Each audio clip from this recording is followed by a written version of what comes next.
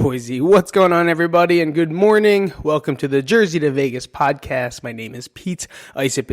If it's your first time here, I'm just a human being that talks about mental health and life and pretty much just my experiences. So if you're in, come on, take a ride. This is episode number 74. I already filmed 8 minutes of this podcast, but I forgot to turn on the audio. So I got to do it over, and now we are back here again. So first off, shout out to the Patreon guys, everyone. Thank you so much for supporting the channel. I know it's been a while since I've shouted you guys out or even done stuff for it, but if you've listened to the podcast, I did my best to put out the content, put out the podcast, and I did week to week, except I just was not there mentally. I was not feeling it. I put it out.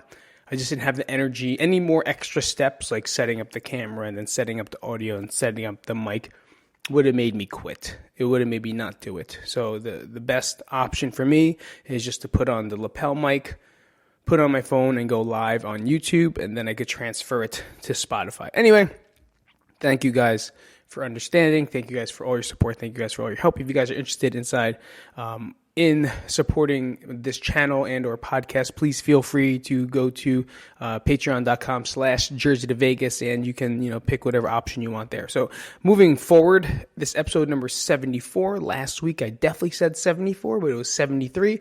This is actually 74. And I just got back from New Jersey. And what we're going to talk about is definitely talk about my brother. We're going to talk about why I went to New Jersey. I'm going to talk about something that I heard on the airplane or read on the airplane when I was coming back home, and it made me think a lot about life. And just kind of where this is going to take us is you're going to learn a lot of lessons about yourself, in this, and people, nonetheless. So I did go back to New Jersey. It was a 24-hour trip. I took a red eye. On Friday, I landed in New Jersey at 6 a.m. I got back into New Jersey, and my ride got lost. She went to Jersey City somehow. I'm not sure how that happened, but ended up in Jersey City, then rerouted back to Belleville, Newark. Jesus Christmas. Let me see, look, I'm here too long. I'm already here so long, I don't even know what the fuck's going on. And then I hung out with my mom and my brother for a little bit, and then went to the gym and started setting stuff up because my brother was receiving his black belt on that Saturday. Right? And if you guys don't know, receiving a black belt in jiu-jitsu is a long time coming, right? It's a very difficult task, but the main, I would say, key point in receiving one is just keep going, right? And not quitting. And that's definitely the message for today. On top of other ones, is you're not going to quit that. As long as you don't quit, you'll finally receive your black belt.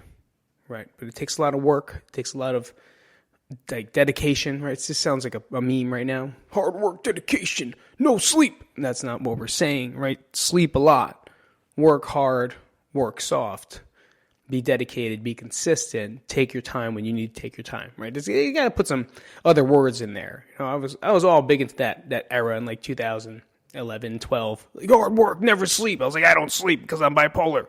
I thought I didn't sleep because I listened to a video. No, I didn't sleep because I have bipolar. So that's pretty much a little bit different than why I really didn't sleep. So after, let me see, I'm going to reframe this.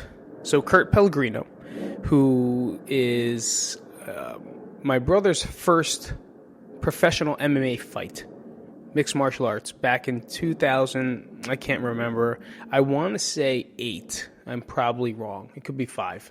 Or 4, or 3, or 7. It's one of those. And they fought each other, right? Kurt moved on to become a heavy contender in the UFC lightweight division.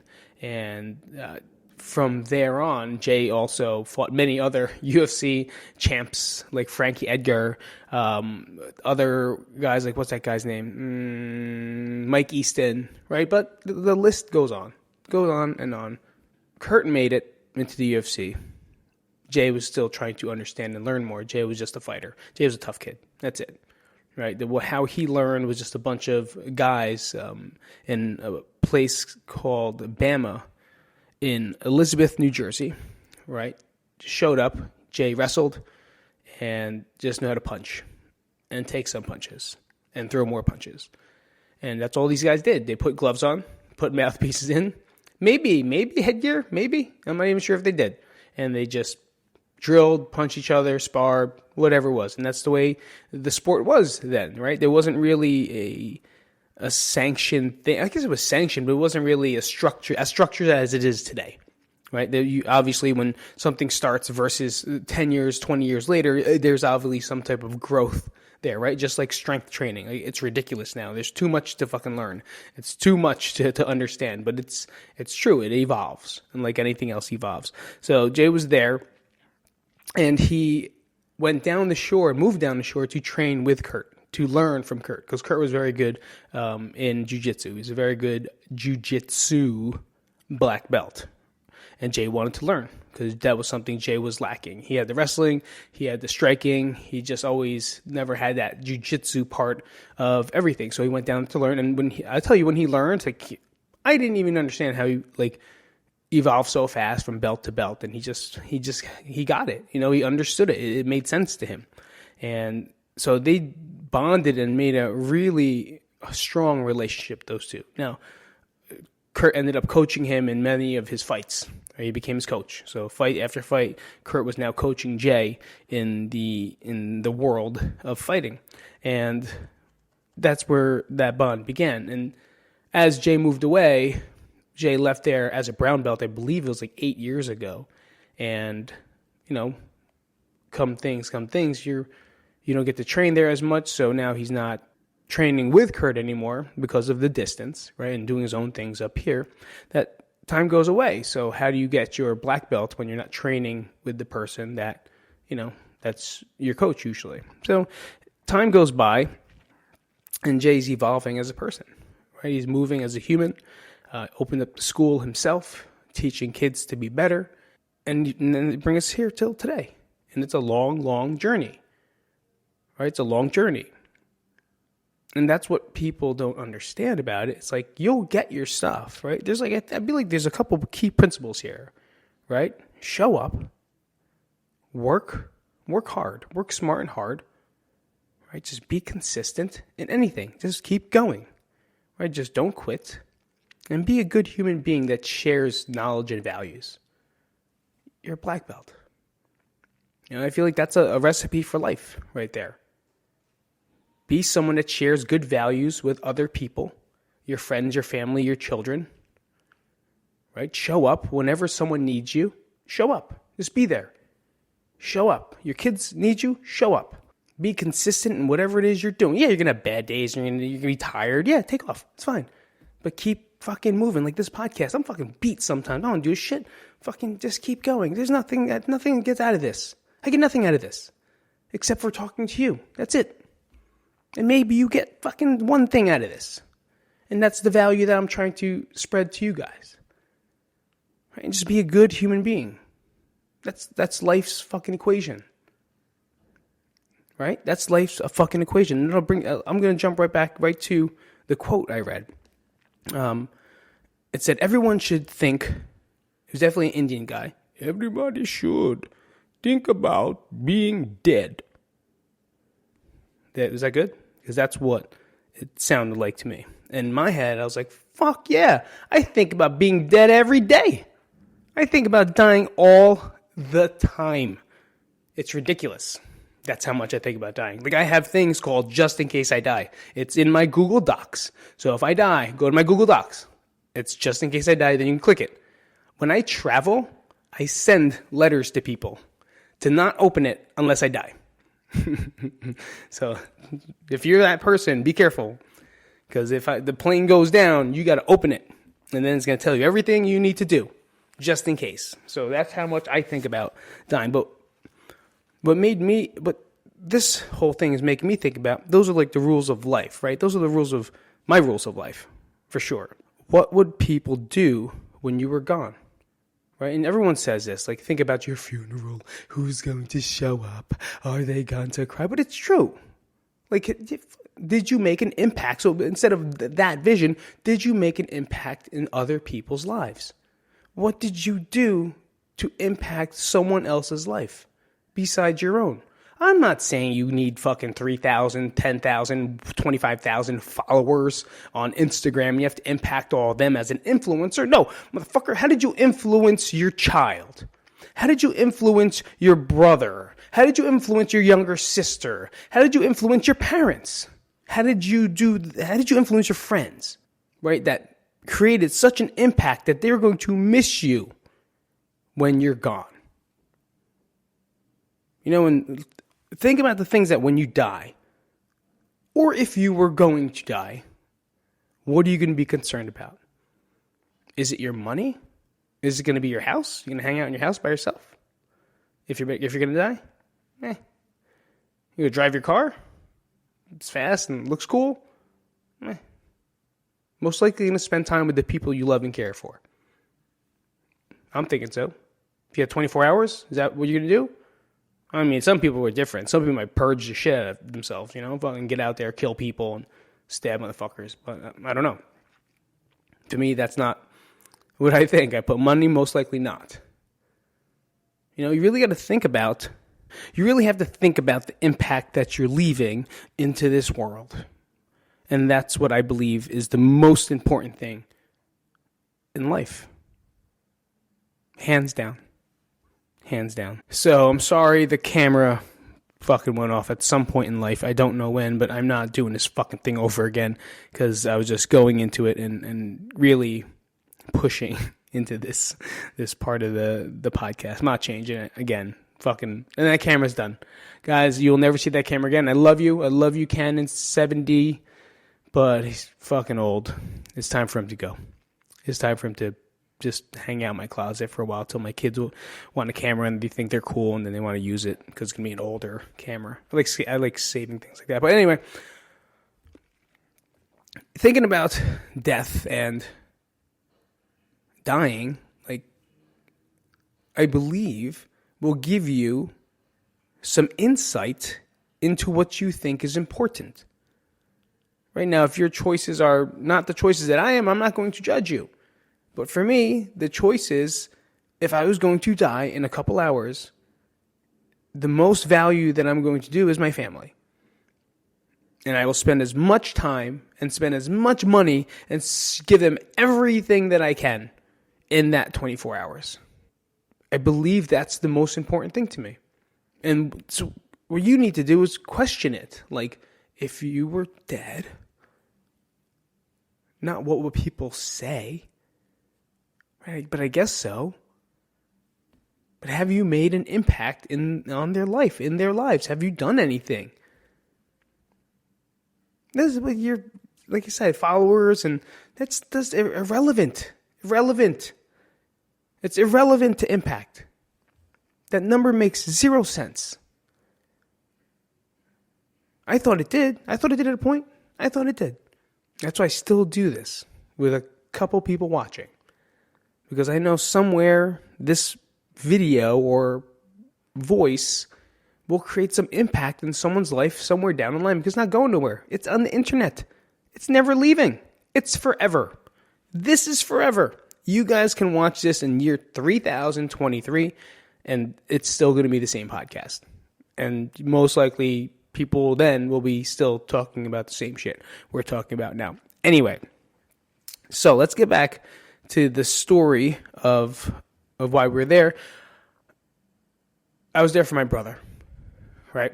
That's it. And there's people that texted me, messaged me, like, hey, what are you doing? I wish I had enough time to visit everybody, right? But the priority to me was to be there for my family, be there for my brother, and be there for that community.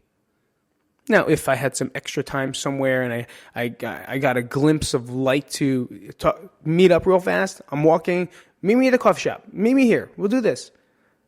Then I'm on a plane. And then I'm gone. So it's not like I didn't want to. It's just that my priorities was my family.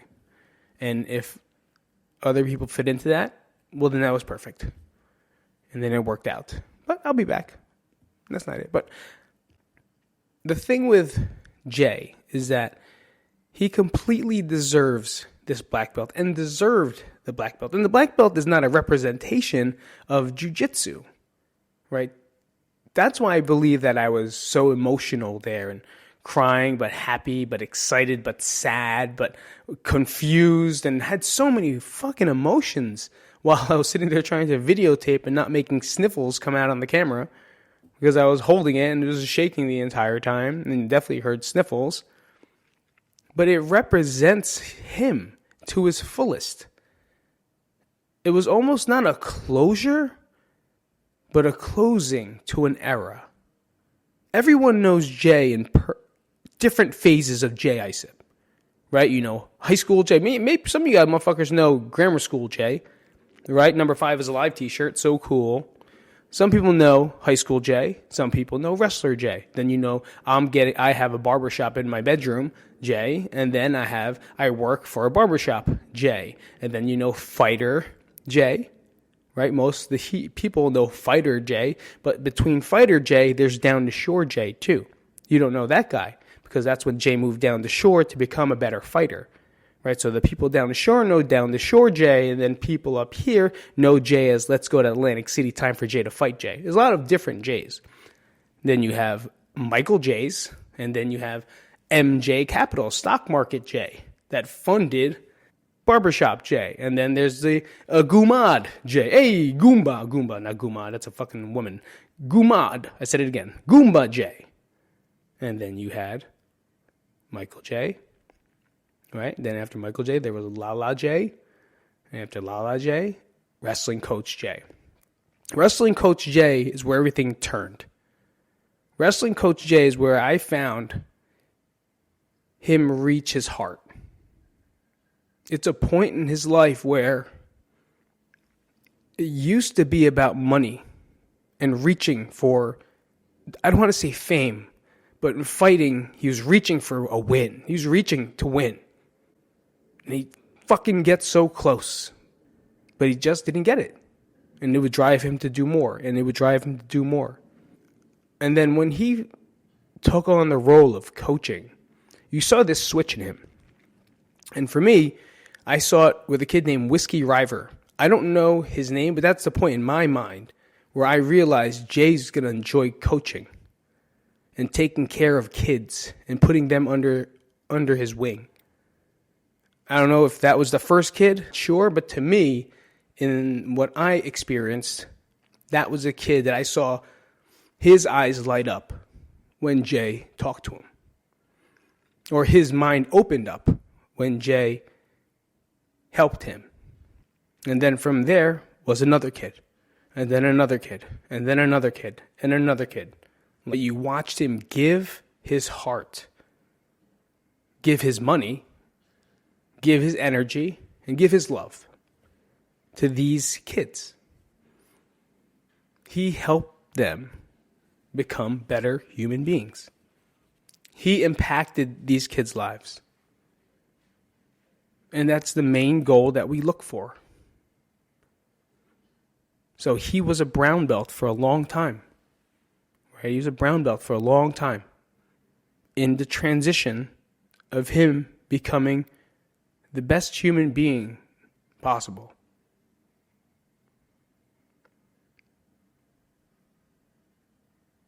And that black belt, when it was tied around his waist, I didn't watch the black belt. I watched the brown belt go on the ground. I watched the brown belt become a symbol of him throwing away all the shit that he had to deal with to get that black belt. Not in jiu-jitsu, but in life. When I watched that brown belt fall to the ground, I watched every image and thought of what people think Jay is and finally let go of that thing. Because a lot of you guys know Jay is crazy. And don't get me wrong, he's a crazy motherfucker. But a lot of you guys don't know or maybe can't accept what he's doing now. Right? Because we're so far into living in the past and judging people from their past that we create that person in our head as real. That person is gone.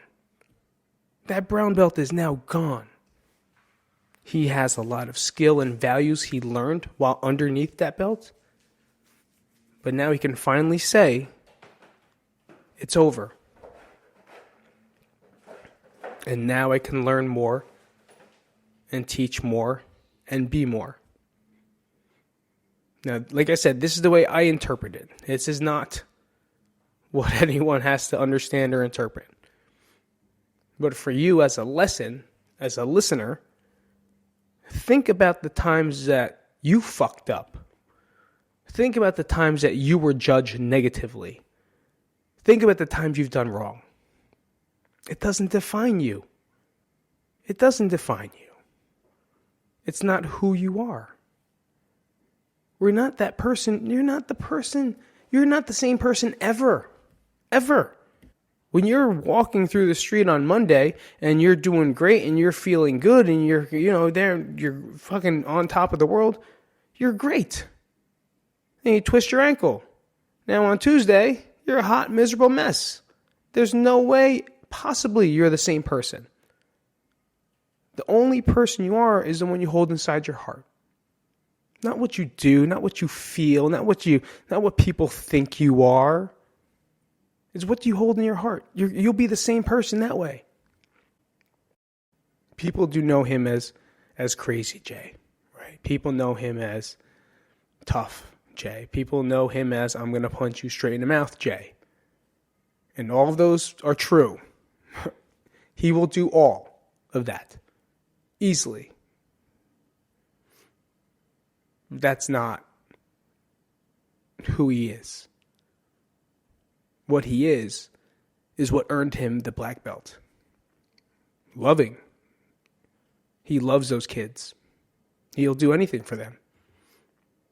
And you could ask anyone down the line from the past 5, I don't even know how many years, how much effort he put into helping them.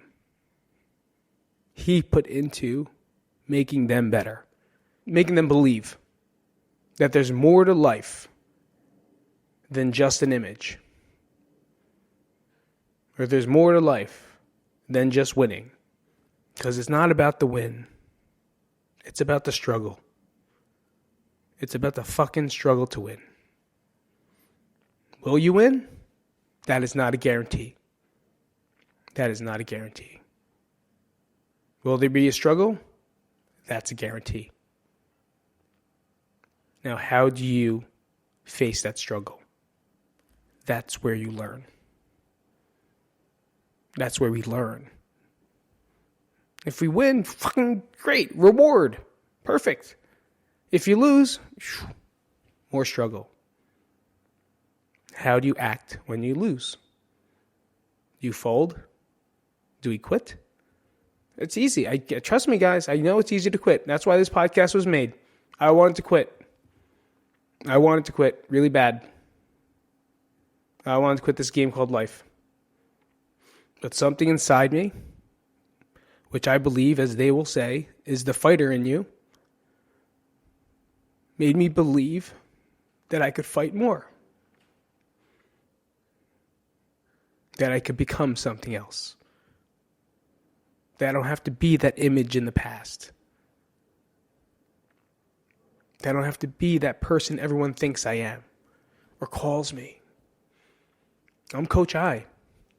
Can't take that away. This is the hardest podcast I've ever made. This is hands down the hardest podcast I ever made. Because it's easy to talk about things. Right? It's easy to talk about stuff. When this hits your heart, it's difficult to talk about. I don't even know where I left off because I just kind of broke down for a little bit. And I think I left off with the word Coach I, and that's me. And people know me as Coach I, Coach Pete. And that's forever, right? I'm Coach I.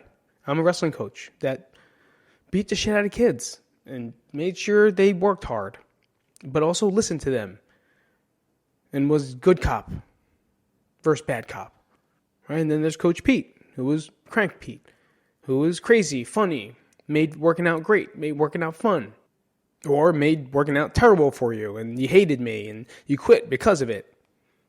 But there's different variations of Coach Pete, Coach I, that you can experience, and that'll always be in my heart. But does that mean that's who I am now? I could just be Pete. Or I could be Coach Pete. Because if I live my life thinking that I do things the same way, or I'm that same, I've never changed since 1999 to 2000, whatever I stopped, 2010, 1996 to 2010 when I stopped coaching. If I acted the same way then and used those same methods now, yeah, I take a piece of what I've learned then. No, I would not do things that way anymore. It's different. So when I moved out here, I felt like I shed my skin. I left my brown belt in New Jersey. I don't even have my brown belt. Not even close. Not even close. But I went through some shit. I learned a lot of lessons. But I stuck to my values. No, I stuck to them. And that brought me where I am today. Am I Vegas Pete now? Am I Jersey to Vegas? No, I'm fucking just here. Maybe doing something that I might have neglected if I didn't. And I believe that's true. I shed my skin to create or have a new one. And leave the coaching and everything behind, which was very hard. It's very hard to change an identity or to understand that maybe that's not your identity, not change it, right? That is not your identity. Your identity is what you are inside your heart. That's what I always say. And I believe that if I was not here, I would not be doing the things I do with my children now. I would. Every once in a while. I would be there for a birthday. I would be there to give them rides here and there, but I wouldn't be present, I believe. I'm not saying I'm a bad dad, but if I was still in New Jersey, I would be searching for a way to make businesses happen. And all that time would go by the wayside, and I would be doing exactly what my parents did to me and my brother. Not that it's wrong. It's just in our DNA. We like to work. We are taught to work. Work hard. Get a babysitter. And I truly believe I didn't want that to happen. I didn't want that for my children. And in New Jersey, I would be the one working, and then Nat would be the one staying home. But that's not fair. That's not fair. Because she doesn't want to do that either. She wants to be herself as well. And for her working gives her a sense of gratitude, entitlement, accomplishment. I've accomplished a lot. I've accomplished a lot already. What else more do I need to do besides be here with my kids and making sure they accomplish now? These are my wrestlers now. These kids are my cranksters now. I need to instill into them every value that I've learned in life and slowly help them become good human beings. Because for me, I don't know how much longer I'm going to be here for. People, you think you're going to be here forever. You're not. Think about it. People are afraid to make a will. You're afraid to make your will. You know that it's fucking ridiculous? It's ridiculous because you're going to fucking die. And then if you do, surprisingly, guess who's going to be in pain? Trying to deal with all the shit that whose money goes where and who gets the house and who does this. But you were so ignorant to do so. Now you put that struggle onto your family. Think about that. People are afraid to talk about it. And I don't understand that. It's inevitable. And like I said, for me, this medication is going to fucking kill me. That's a fact. I'm trying to get off this shit. All right, life expectancy for people with bipolar is 67. I'm going to be 45. I got 20 more years. I'm not putting a number on it. I'm going to be here fucking until I'm 100. But I'm just saying, statistically, I can be gone. And I want to spend the rest of my 20 years trying to fucking do things for me? So I could hold my head up high? So I could be accomplished? I'm done. I accomplished. I'm good. It's their time. But if I keep trying to do more, I know who's going to be neglected. It's them. Not that I'm not going to be there, guys. And I'm not judging you if you are. But this is my life. This is my existence. And this is my value. I can try to work more somewhere. I could do more. But it's going to fucking be a burden on the family. It doesn't make sense anyway because I don't make money. I make like $12 an hour and hopefully get tipped. If I get $12 an hour and then I spend $20 an hour plus on a babysitter, duh, that's stupid. Why would you even fucking do it? So you could work? It makes no sense. Some people get babysitters and it just cancels out your paycheck. I mean, if you have family, great. Thank God. That's cool. Good for you. I'm fucking jealous. I loved when my parents were there, you know. My dad was there every morning for us. So I could teach crank. I was very lucky. I'm lucky my dad was crazy and loved to wake up. I think my dad was bipolar too, honestly. I fucking think so. I really do. I really believe he was. Because he'd have his moments too of depression and anxiety and building things and spending things, and he's just really good at it. So it kind of made sense. He kind of qualifies, to me.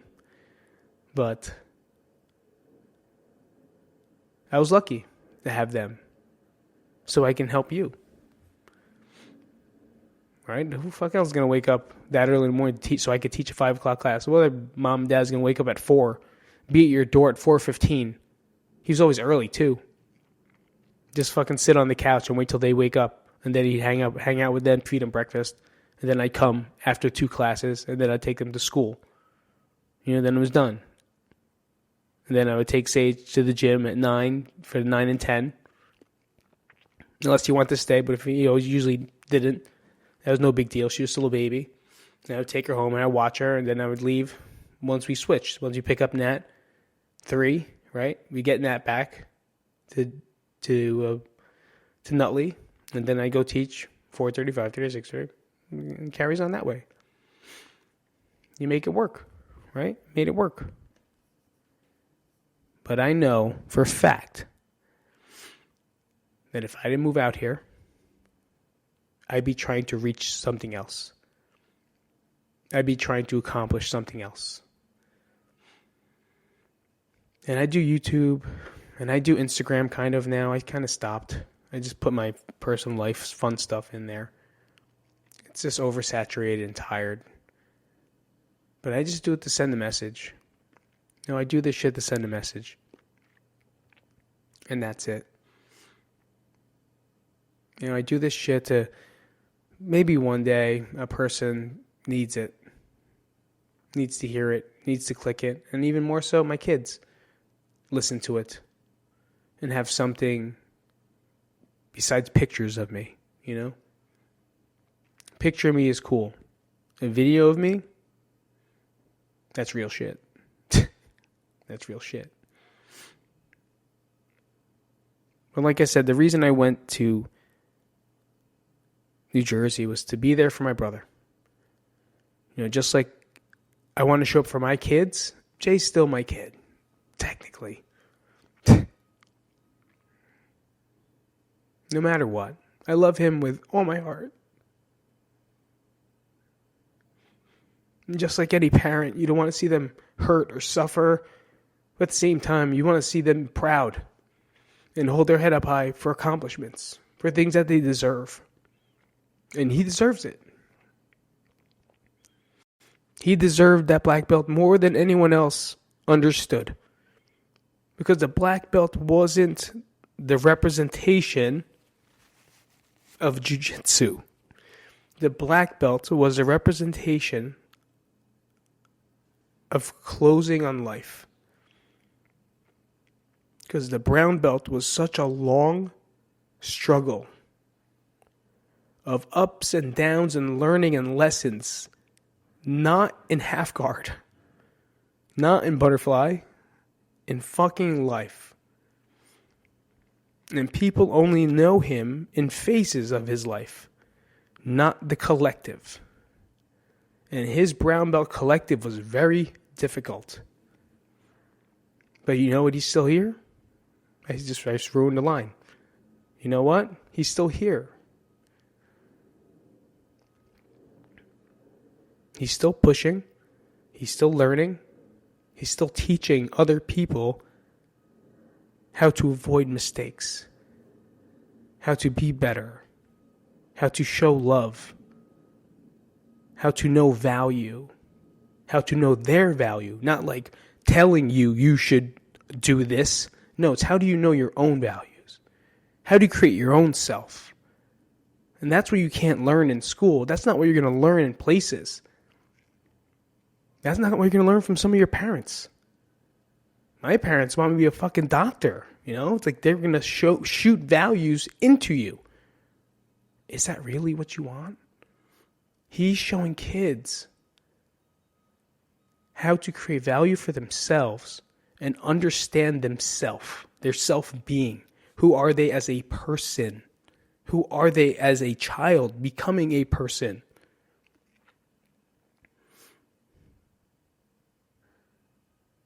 And now, with that brown belt shed off his skin, you can see a whole new one coming along the way. And I'm very excited for that. So with that said, congratulations, Jay Isip, on your black belt promotion, not in jiu-jitsu, but in life.